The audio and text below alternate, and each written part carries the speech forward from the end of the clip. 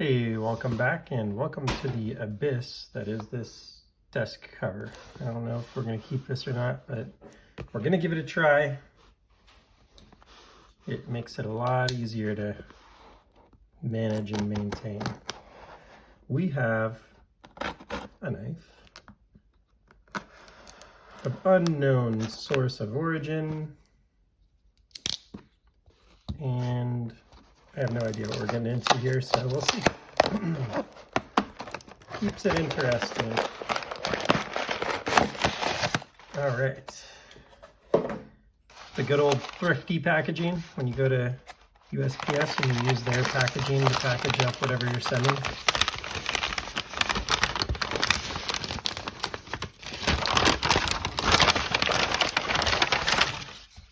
Oh. Well, that's somewhat poorly packaged, unfortunately, because this got bent by doing that, but not terrible, all things considered. So this is kind of cool. This person decided, what is that? I think someone left their magnet on here by mistake. That's pretty funny. Yep. Alrighty. New one for me. So instead of taking this off, they cut the top open, which is kind of cool on the certificate of authenticity. I think that's a pretty good idea. So this one shows XHP. It's a 7/13/21 date.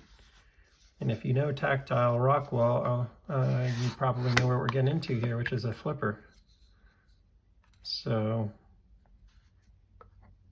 those magnets actually go in here. I'm kind of surprised this was even stained. So I'm gonna have to glue those magnets back in here. So that's what those are from. Good to know. Looks like all three of them are there, so that's cool. And as someone that's built RC model airplane and cars, that will be no problem. So let's see what we got. Super clean. That's what I like to see. XHP. Like, if this was lightly carried, it's not obvious. I can't remember exactly what the condition was on this particular one, but it looks really, really clean. Just wipe it off. It is 21 degrees out right now at 7 p.m. here in Bellingham. So yeah, it looks like, can't quite tell if it's just condensation or if there's a little something on there, but we'll know by the end of the video probably when things warm up. Yeah, and if you've been watching the channel or you just know these knives, you know this is the original. Now this one's not one of the first numbered ones, so that's, I wasn't 100% sure when I bought it if it was going to be a numbered one or not, because it wasn't obvious from the ad. Action feels good. There's like a tiny bit of stickiness, like it's not quite, like it's almost kind of good. I feel like it's a little, it could just be cold too, or maybe a little stickier versus my my other one, or my other two rather I have now. So yeah, as I see these things pop up, like if the right price is on it, I just can't say no to them. I know there's only a few hundred of these made, so you know, after that they went to the thumb stud version. If you're not familiar, looks like this.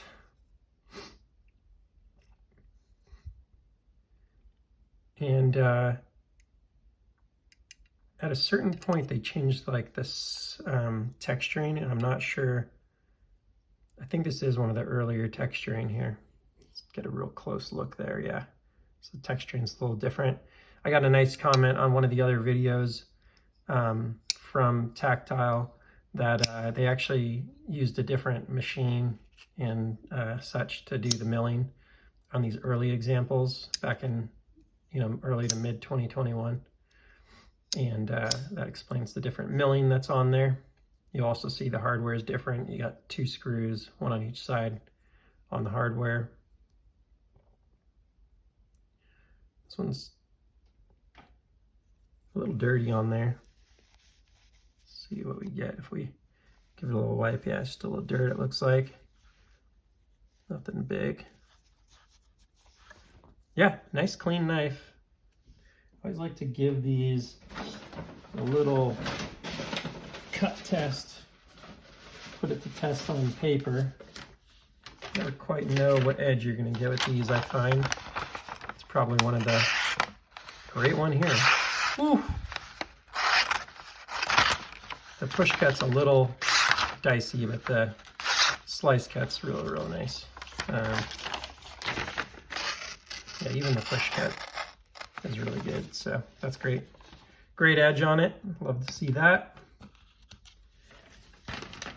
There've been like a few things that I've seen on inconsistencies, but generally their workmanship is really good.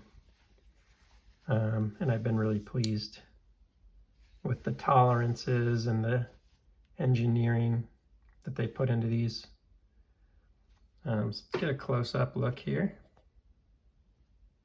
Part of why I'm going to this new background is to see if it can help me with my focus and not my work focus. Come on, folks, you know my knives distract me from work.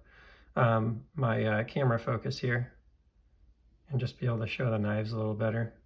Even though I love the wood look in the background, I think this might make it a little easier to keep the camera focused on what I want it to be focused on. Of course, I'm saying that and it's totally unfocused. So yeah, I'm not gonna make this one too long of a video just because I've done a few on the flipper. So there's not too much to note there, but they're obviously hard to find. They're limited, and it's really fun when you can get a hold of one for, you see these things go, people start trying to price gouge on them and stuff because of the rarity, which is fine. You know, it's all about supply and demand. So when I see one at a reasonable price, I do jump on it. This one has a little bit of blade play in it, and just, yeah. This one has a touch of blade play in it, so I might try and lock that down a little bit. It's a little loosey-goosey, but aside from that, it looks pretty good. Let's see if we can see how clean it is inside at all. You can always get a sense of how much a knife's been carried by how much lint is in the scales, I find. This one looks pretty clean overall. I don't think it got too much use.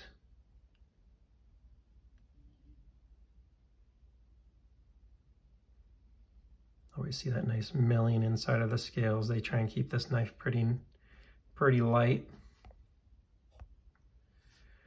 So yeah, so I have two non-numbered flippers and one numbered one.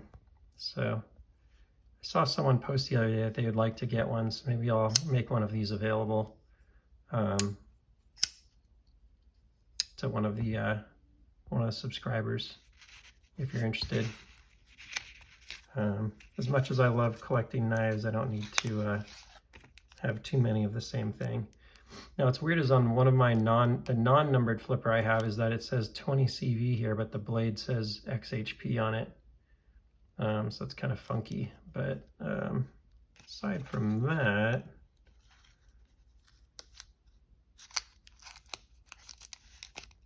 it's a pretty good knife that I have, the other one. So yeah, it's cool getting a hold of these. They're just really nice gentleman's knives. And I have to say, like, in some ways I kind of prefer the flippers even. In other ways I prefer the new model, the thumb stud. But the flipper is just a little, with this format, with not having a frame lock, it's like really great deployment for a knife this size. And I bet if they produced this in production still, there'd be quite a few people that would jump on it by comparison. Same thing when they were only producing that, a lot of people were going, give me a thumb stud, right? I saw posts from back then, a lot of people asking for a thumb stud. But there's probably a lot of people that appreciate that. So that's about it for now. It's just cool to get another one of these when you can get one. And again, please feel free to comment if you're really in need of one or been searching for one and you had trouble finding it. Probably make one of the two available, whether it's this one or the other one I have, to one of my great subscribers that make this a lot more fun for me to do, knowing that my thoughts and time isn't just going out into the abyss unnoticed. So appreciate all of you. Thanks for stopping by and take care. I'll see you on the next one.